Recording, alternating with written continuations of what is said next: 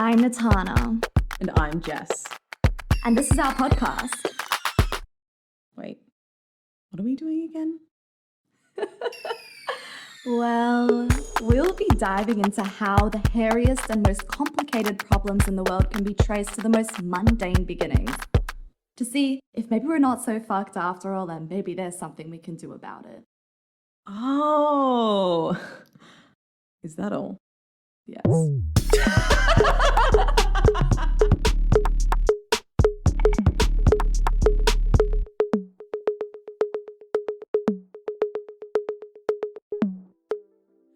Start a smear campaign. Two angry feminists. Mm-hmm. No.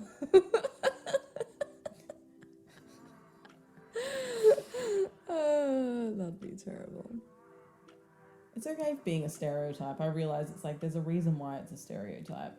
Like we're angry because, or can be angry because there's something to be angry about. Well, it's almost like how do you, okay, in a country like Australia, yeah, where there's this like mateship kind of casual vibe, how do you stand up for things? You could use feminism like an example. If you're a feminist, you believe in equal rights, equal treatment, all that stuff, and you're seeing in a really casual, really subtle way that that's being completely undermined, how the fuck do you call that out?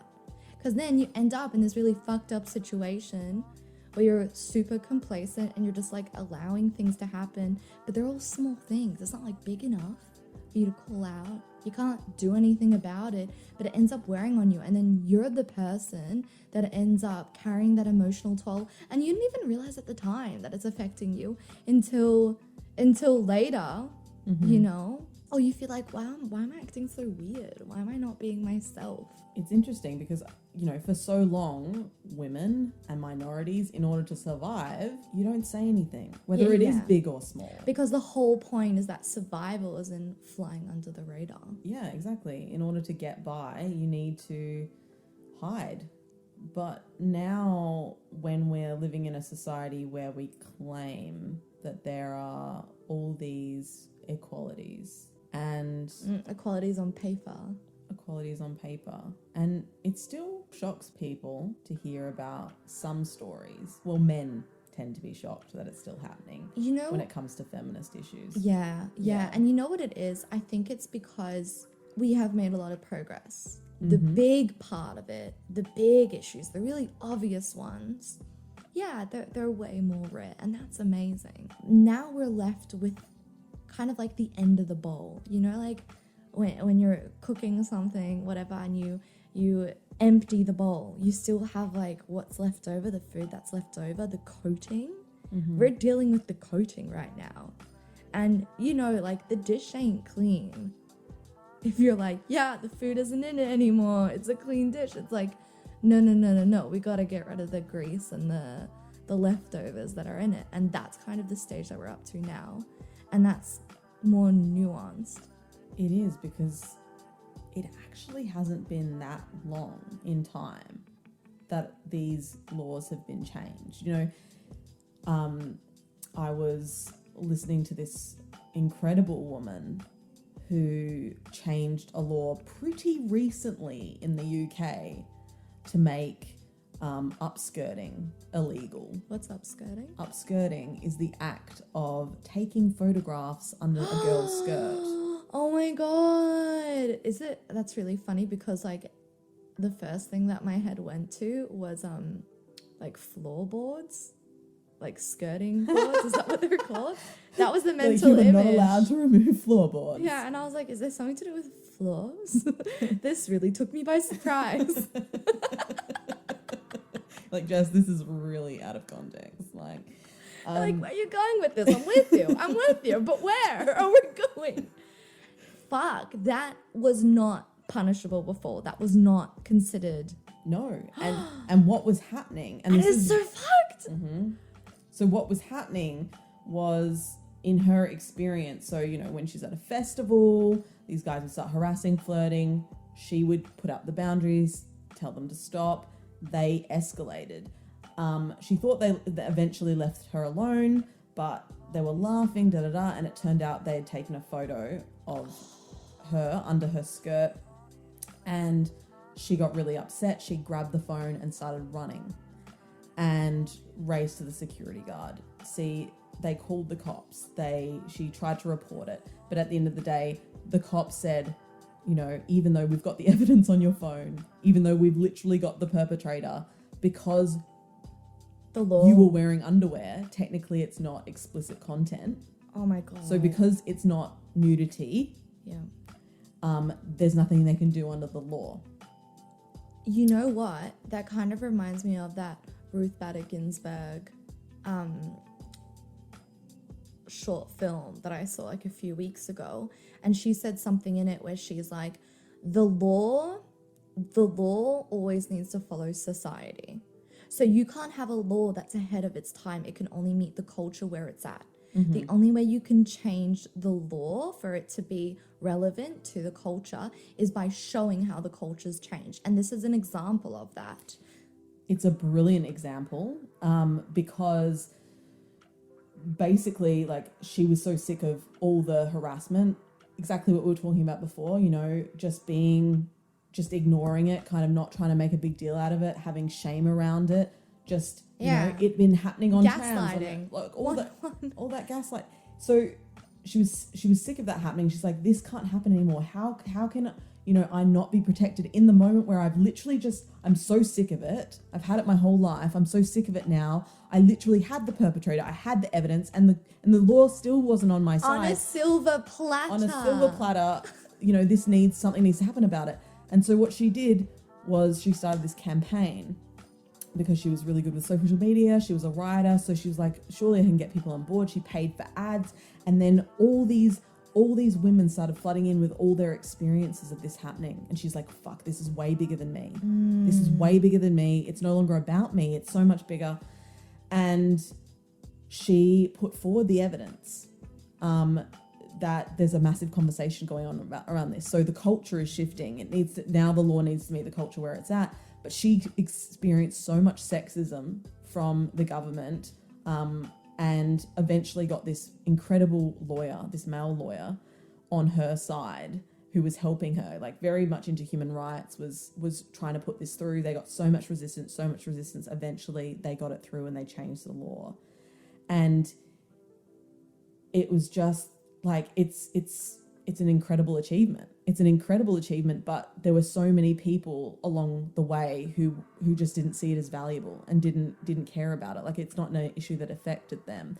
But what they found, and this is just like, wow, what they found as a result of implementing this new law is that they started finding and catching sex offenders and criminals. Because she's like, you think that a small act of taking a thing is not like taking a picture under the skirt is not a big deal, but people like that do so much more than that. That type of behavior, that sexual harassment type behavior, is characteristic of a bigger problem that can happen. Because it shows no respect for interpersonal boundaries. And if they're willing to do that in a public space, it shows that they have no concept of that. So they're not going to be enforcing it. Of course, like if that's them being tame, if that's the socially acceptable behavior that they're willing to show in public, then that's surely saying something that maybe there's more happening behind the scenes. Like there's a greater likelihood of that. And that's it. That's the thing. It's like we live in a world that's it's all about thresholds. We got to meet this threshold. The problem needs to be big enough for then us to act on it. Because when it's small, there's like this bias against micro actions or micro evidence.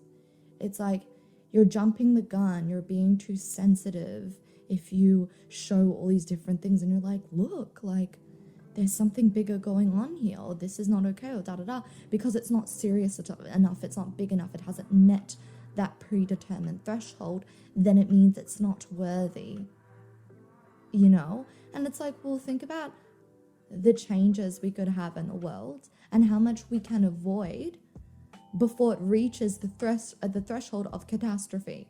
You could even say that for climate change as well. You know, like waking up only once, it's like, oh no. But it's more than that, because now, so yes, it is that. It is like the first justification or resistance towards change is that it's not a big enough deal. Yeah. And also that it's not like there's no economic incentive. Often, you know, when you look at climate change, there's not an economic incentives. It doesn't make any sense.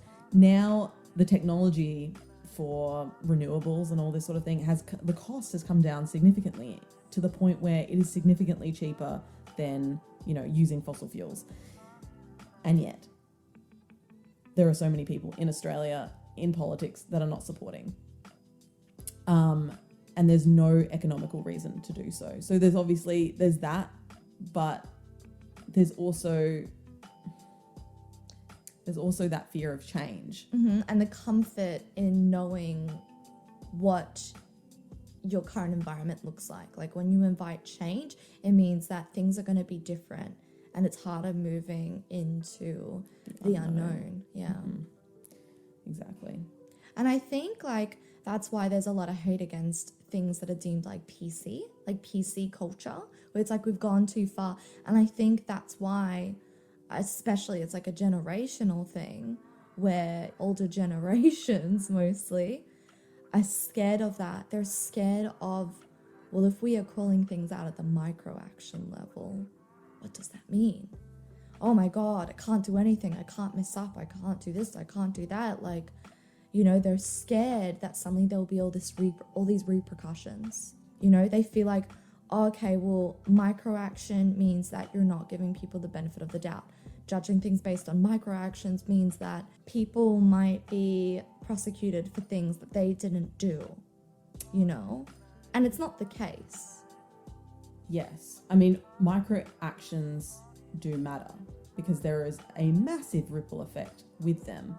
However, when it comes to PC culture, there is somewhat of an issue there because they're rebelling against shame placed upon them with shame for shaming.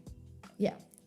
So even though we need to take these things seriously, these micro moments seriously, if we can't have the room for those people to grow within our society, you know, you look at cancel culture, if we have no room for people to grow, then they won't. And that's the thing. So it's actually not about the micro actions themselves, but it's about how we respond to micro actions. And that's the difference. Instead of responding in a very reprimanding way, you know, the cancel culture way, or the, you know, like there's financial or legal consequences. Instead of that, what if the way that we responded to that was with compassion, in a way where it's like, all right, let's give you the benefit of the doubt, but let's also acknowledge what's happening here, and let's give you the tools that you need in order to do things differently, or the understanding you need. Not saying you have to change everything you do, you know, and only act in a certain way, but make this choice more conscious and know what is acceptable in what situations and what isn't acceptable. It's like you're almost giving people, the way that you respond to them is you're giving them the opportunity to stay relevant, to keep up with the times, instead of feeling really disconnected, where they're like, oh my God, I don't even know how to navigate the world, you know, and I'm scared of fucking up and like being cancelled or being labeled whatever, you know? Yeah, because then you have a population that's not changing what they believe, but they are changing their behavior based on fear. Yes. And that is not sustainable. That is not a good change. That's not change in the right direction. So that's where I think emotional intelligence comes in. It's kind of like you need to come in as a parent in a way. And then when that happens, in a condescending way. Yeah, not in a condescending way, but more in a guiding way. But then bringing that back to the beginning with like a work situation or a casual situation where you see these micro actions happening. Well, it's like, how do you go about it? How do you do that emotionally intelligent responding to what they're doing in a way that isn't patronizing, that isn't making you feel like the onus is on you to be the parent, to like, Because that's also exhausting on the person that needs to like Yes. guide. Yeah. It's interesting because if we use my work example, my recent work example as the example, Example. how many examples do you want? Yeah. So when I first got there, I could see, the racism with compassion, in the sense that I didn't like it, but I'd try to see it from their point of view, and I would help to educate in a way that was invited and in a To way avoid that the was shame. compassionate. Yeah. And that was okay, but it became really clear that within that work environment, there's a lot of sexism that goes on many angles. There's racism that comes out of nowhere too often, and it's always unnecessary. It's always unnecessary, but in moments where you just wouldn't expect it to happen, I guess. And there's lack of human dignity, like Yes. treating people and their rights to pace themselves in their own agency and self-autonomy. Mm-hmm. It's like they own you during those hours. Yeah, and I mean, in this situation, it's almost like I feel it needs to be my full-time job to manage the inappropriate behavior. The micro actions. The yeah. micro actions. Yeah. Like they need someone. It's like you have a double job going on, That's and like- a job that no one acknowledges, no one at the workplace really wants, but you're kind of like doing it for humanity's sake in a way. my humanity too, because I'm so deeply affected by those belief systems, because I know how harmful they are. Like I can't help but feel the pain of all the people who experience that, and obviously the sexism hits me It's on fucked a very up. direct level as It's well. so fucked up, like the amount of offhand comments and from your boss, from clients, from all that kind of stuff. Like, Exactly. So at what point, like when you're doing just doing what you're meant to be doing, to then be undermined because of your gender?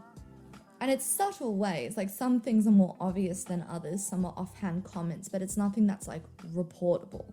It's nothing where they know that they're being out of line or they feel it. Like, it's not, it hasn't met that threshold.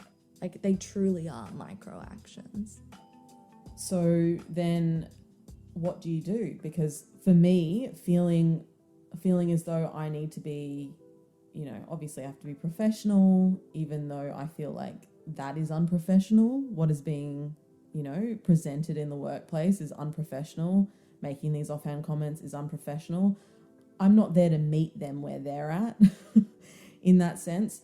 At the same time, I realize because there's so many of these comments, it wears you down. And therefore, I feel like then I have to completely bottle the way I feel about it. Otherwise, I will be inappropriate. Yeah. Like the way I'll respond will be inappropriate. Which adds fuel to the fire because they just want an excuse to be reactive back. Totally. It'll seem disproportionate to the action. And this is where we go, okay, those micro moments matter. That's why they matter, because they accumulate. They're not isolated incidents that don't have any interaction. And that's the thing, because like to add to that point of micro actions, it's not about the action in isolation itself, but rather the pattern, the repetition of that pattern. That comment, it's a whatever comment offhand, just like said once, never uttered again. Everything else is completely normal. But the persistence of the micro actions over and over again, we are like, it's about working out how to navigate the pattern. Like the pattern part is the problematic part with micro actions. It's the pattern. It reflects on people's beliefs. A lot of people don't realize that the things they say reflect their thinking. I know They it's funny. they just think, I just said it, doesn't mean anything. No, it does mean something. It means a lot. It's like when you're saying something, you're basically telling people your values, but also your insecurities and everything. Like, you communicate a whole lot more than you realize. And I think that comes from just not being conscious. It's like you don't realize that your subconscious has all these belief systems and you're navigating the world based on that. I don't want to relay a lot of, like, especially the racist comments because I think it's unnecessary. Yeah. But when someone out of complete context makes a slur that we weren't even talking about race, there's nothing to do with people, but they took a problem and they made it into racism, and I was like, whoa. I know the one you're talking about. Yeah, that was fucked up. It's like, why did you even think of that? Where did that come from? Where's the connection? And I'm sorry, that says so much about the person to me. That their head goes there, yeah. That they have to put someone down that has nothing to do with the conversation. And it's hard because the question is then, how the fuck do you navigate that? What do you do? What do you say? Because calling things out doesn't really help.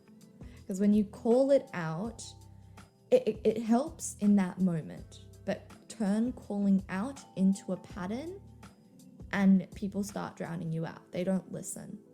You know, they get defensive or becomes part of the identity that they've assigned to you. And or you're sensitive and you can't handle things. Yeah, whatever they say. Take it personally. Whatever they say that makes them feel comfortable and not feel like the bad guy or not feel like they're at fault. They'll come up with whatever reasoning, whatever logic, whatever story, even if there is no evidence for it in real life. They'll come up with that and they will mention it. Yeah. You know? So now it adds an extra onus on you because you feel extra gaslit where you've spoken up about something. You're calling out a microaction, you're calling out a pattern. And now you're being gaslit again. Mm-hmm. Saying like, that's not even a thing. Why are you making it a thing? And then you lose your agency even more. Mm-hmm. What do you do? Because the easiest thing is to just eject yourself from the situation. Be like, bye, I'm done.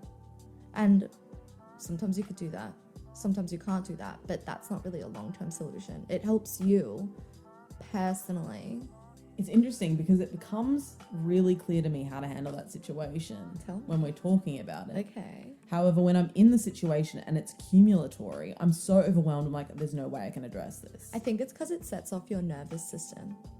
And that shuts down the higher level reasoning and the problem solving. I'm curious now. What's this grand solution? So I would approach her afterwards with empathy and say, hey, I wanted to talk about something that happened today. And I'm just curious what made you say that comment. You know, what prompted that comment? And I can imagine the types of things that would come forward. And then I could continue reflecting empathy back. Oh, I understand, that makes sense. You probably didn't realize it comes across this way because the implication is this, this, and this. And if that's not your intention. And so constantly bringing it back to, it may not be your intention. Yeah, do you understand that what you say is actually not communicating what you really want to say, that you're actually being misunderstood, and I don't want to misunderstand you. I want to understand you, and I know you, and I know surely you didn't mean that. Yeah.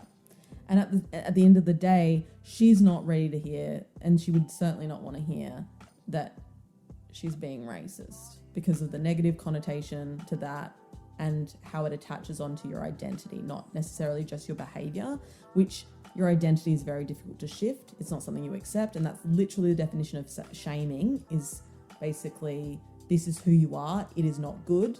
We don't like it. It's not appropriate here. We're rejecting you. Yes. So to literally come at it with this isn't you. This is how you've behaved, not the intention. This is how it's coming across. You know you don't want to come across that way. Especially if you know that person, you can reinforce positive things at the same time with them.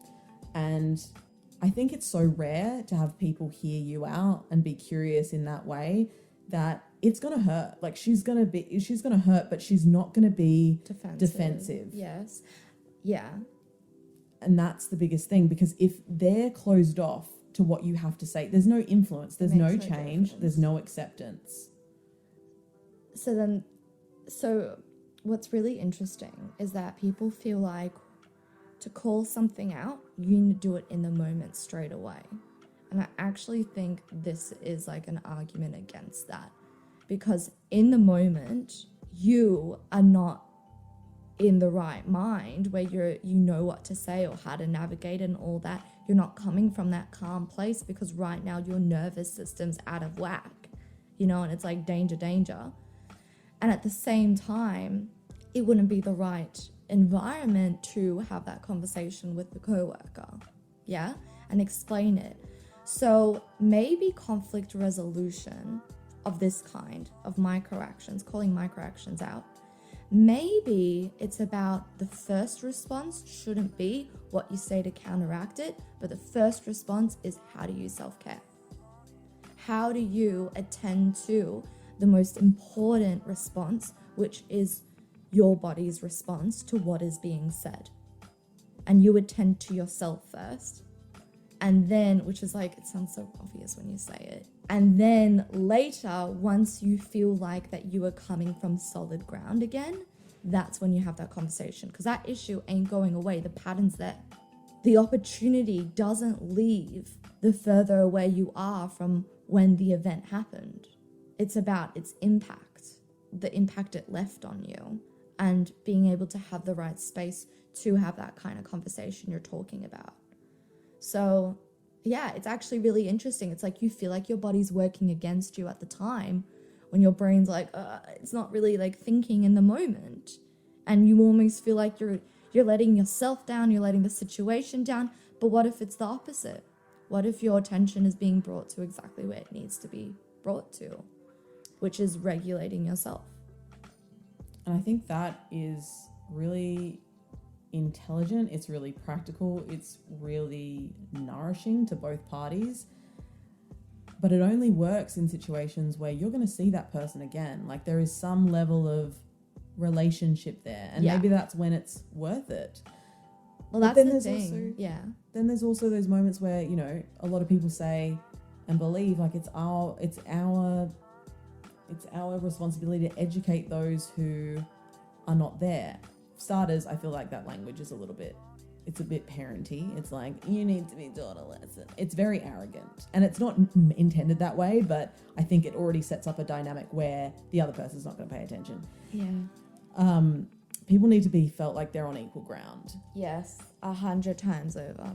If I use a client who was sexist towards me as an example of a moment where I probably need to call it out in the moment, it's almost like, because I know that environment, in that environment, I can expect, it's almost like I can expect that people are going to be sexist, they're going to be racist, and they are going to disrespect me.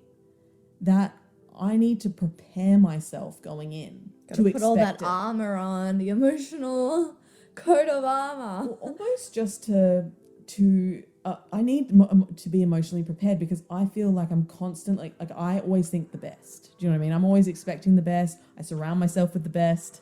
Oh, hey, you know it. That was a pretty good wink, actually.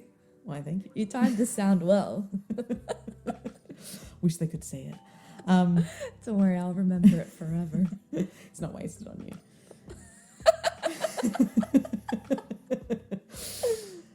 So, what was I saying?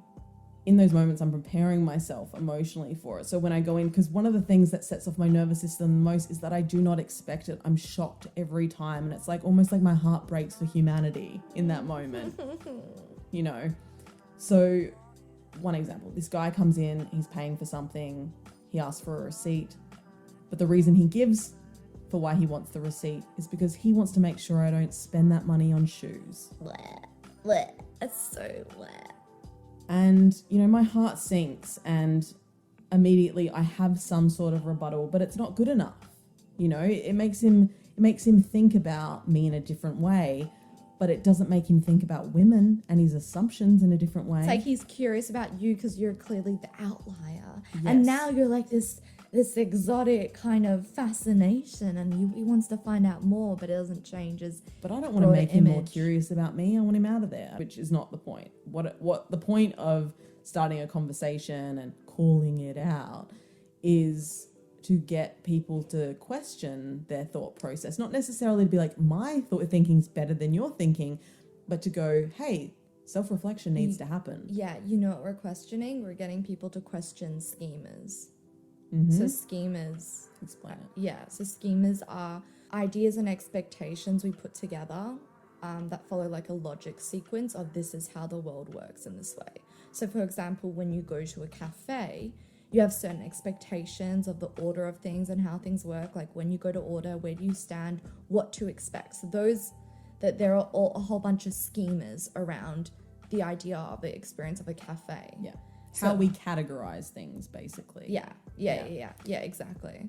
So yeah, that's kind of what you're trying to do in that situation. It's like you want someone to question the schemas. Like you don't want them to still believe in the schema, but like, yeah, now there's this anomaly. Yeah, and it's not the way I view women. It's not the way I view things, and it's not the way I view myself. Multiple times in this job, there has been an association with clothing and style and money, and the way I value reckless spending. I can't manage the assumption is that I don't know how to manage my money. Oh my god, even which like is the no one's first business. Yeah, like even the first paycheck you got, like your boss was like, "Oh, did you blow it on those shoes you're wearing?" Oh, That was the first paycheck. exactly. So it's in the workforce and the clientele who come to this workforce. Anyway, so instead, I look at that moment and I think if I'd prepared myself for stuff like that, I wouldn't be so shocked and my nervous system wouldn't be out. And in those moments where I need to call it out in some way, or I want to prompt, maybe we should take away the term calling it out. Yeah, I don't like it. It sounds really aggressive. Yeah. Could we say question? Oh, it's also too aggressive. I want something about like curiously understand or curiously kind of workshop this one. Yeah, I know. I feel like we need to come up with something because words matter. We're talking about these micro actions. These words shape how we show up through them, right? Yeah, and calling out sounds like you're putting someone in timeout. You're calling them out. You're saying that they're wrong. You're right. You're setting up this whole this imbalance. Like you're the righteous one. They're the wrongous one. So there's already going to be that dynamic of almost battling for the status, battling to be right. What if you called it intelligent inquiry? So it's like an inquiry into the intelligence behind why they said something, and then offering them counterintelligence. It's better, but once again, I feel like we're in a spy movie. I thought it sounded cool. Oh no, we gotta do an inquiry, but it's almost intelligent inquiry. No, you're right. It doesn't have a good ring to it. Call it aye for short. Aye. I'm like, if anyone has any ideas, send them in. Please, we need help. So, and if it has alliteration, you get extra points. Yeah, but we should make a T-shirt that says that. Alliteration for extra points? No, whatever they come up with. Oh if yeah, it sounds totally. good and there's Yeah, whoever alliteration, wins, we'll make a shirt. we'll make a shirt, and you get it. I feel like we should get it. Like if we're designing, yeah, you get a shirt Excellent. made by you. For you. Yeah. Anyway, custom made. Sponsored by. So in that moment where he says that, instead of making it about me, making it about him. So it's about reflection, right? It's about reflecting back to him. I'm curious, without it seeming like an attack, which is, Oh my Yeah. god, I just had the best visual. Okay. I don't know if I should mention it now or after you finish talking. I'll remember this. You could keep on going. Okay. So saying, I'm curious, what makes you think I would spend it on clothes? So you're like literally, you're literally going, what makes you think that? So they can actually explain their thinking, their schema, their stereotype, and go, well, you're a girl, so da da da da da. I'm like, oh, so that's interesting. So you wouldn't say it to a guy. And then you can have this conversation back and forth where they're like, oh my God, like that is my thinking. Because most of the time people don't, the reason why they say these things is because they're not aware of their thought process. They're not conscious of why or how what they say comes from some sort of belief system. But then you can actually pull apart it through questioning. Okay, so asking why is that so is basically like how you universally apply it to everything else. So, okay, let's see if this works on another example. But the important thing is not to use, even though you're seeking why, do not use why as your question. You need a softer opening. Like, I'm curious, what made you think that? Like, it needs to be softer. Like, if you're like, why would you say that? It's like automatically like, ooh, why did I say that? You know, it's a lot more direct. Because what is more explorative, you're asking them to point out things, whereas why shows intention. Intention is where the defensiveness comes from, because it's like, oh, was I not supposed to do it? Yeah. Yeah, but you don't want them to be insecure when you're having the conversation, because they'll close off. So you want it to still be playful the whole time? I probably wouldn't create play into it. I'm curious. Or I guess a little bit because you're being curious, but... Because I'd be pissed off. Oh, yeah. I mean, that's why almost not in every situation do you really want to be like putting your armor on and being like, I'm preparing for every sexist arsehole to come my way today. But in my experience in this workplace, that is what I'm going to get, potentially. And therefore, it's in my best interest to prepare myself for it, not to armor myself up in terms of like, I am not going to engage with these people, but instead to come in with a shield. You're not coming in with heavy armor where you're impenetrable, but rather you have this lightweight shield, and you could use that shield for things to just like deflect. And that's the whole thing. You're returning it to them. It's like this ping pong game. So that's what you're using the shield for. You know that you don't have to protect yourself. Instead, you're bouncing it back. yeah. You know? So subconsciously, I'm not like, oh my God, why did they say that? That is so, it hurts, and it's so not me. Instead, I'm going, oh, there it is. Oh, there it is. Yeah, exactly. It's that same kind of detachment where you just see the ping pong ball coming towards you, and it's your job to just like hit it away. That's a great analogy, because that's what I thought of at the beginning. That's why I had that epiphany. Great analogy. Thank you. Because, you know, if someone hits you with a ball and you're not looking, you're not expecting it, it hurts. But you don't need to wear an armor to play ping pong. You just need a racket paddle. in your back Yeah. pocket. Yeah. To just oh, I wasn't ready for this, you know? I really like that.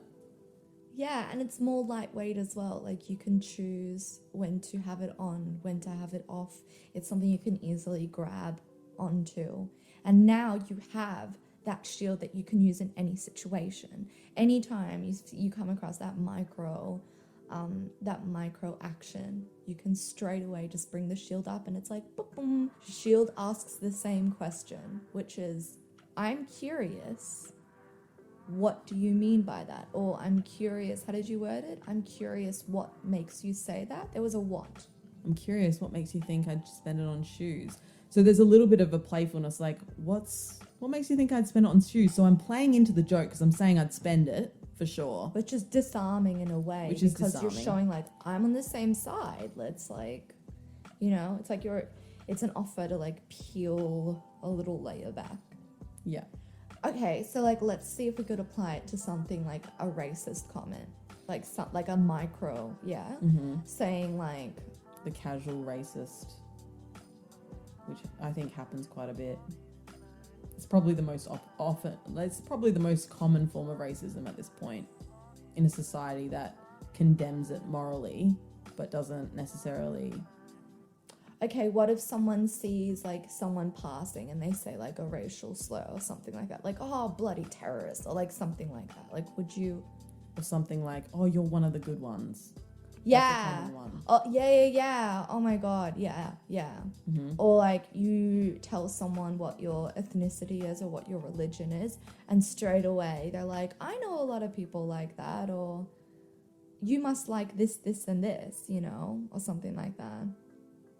I feel like, I mean, they're all kind of good-natured in a way, except the first example I gave, that's like an outright slur.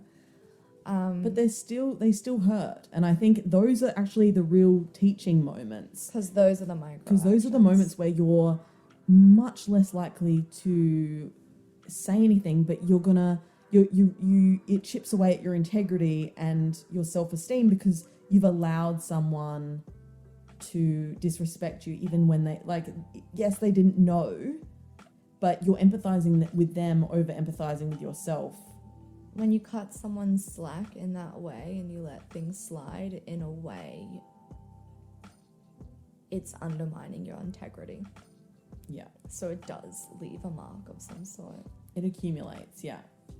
Okay, so in that And that's situation, when people explode and then they're an angry person or they're unreasonable or, you know, then those stereotypes take place. So in this situation, someone says, oh, you're one of the good ones or you're not like the rest. So then you say in response, I'm curious, what makes you say that? And then they might be like, oh, well, you're like this, and this. That's what makes you different from the others. And then you could kind of start following that line. Like that's the in. So that's the wording. Mm-hmm. Exactly. That wording works really well. I'm curious, what makes you say that? And obviously, you know, it takes a certain level of self-awareness and emotional maturity to have that conversation with someone who's likely going to be triggering. Well, that's the thing. It's like this kind of conversation or this line of inquiry can only happen if you're in a space where you feel safe. And it comes back to the whole like first principles that we mentioned before, which is you need to address yourself first. You have to take care of yourself first. So if you feel this gut reaction and if straight away you feel like a really strong emotion, then you know like, okay, now is not the time for me to take my shield up, you know, like hit the ball. It's actually time for me to sit this one out. Just to, you know, like I need to tend to myself first. But when you have those situations where it's something that is kind of like off-putting that is said, but it's not causing this visceral reaction, that's when you can use that shield technique. Because you're in that headspace to be able to follow that line of inquiry with curiosity and that openness, in a sense. It's like you can be the guide when you're settled within, but if you're not, it's not a matter of like repressing it and trying to like control your emotions. It's like your emotions are telling you what your response should be. Strong gut reaction means sit this one out, take time for yourself, come to this later. Not a strong gut reaction, curiously follow the thread and unpick at this knot.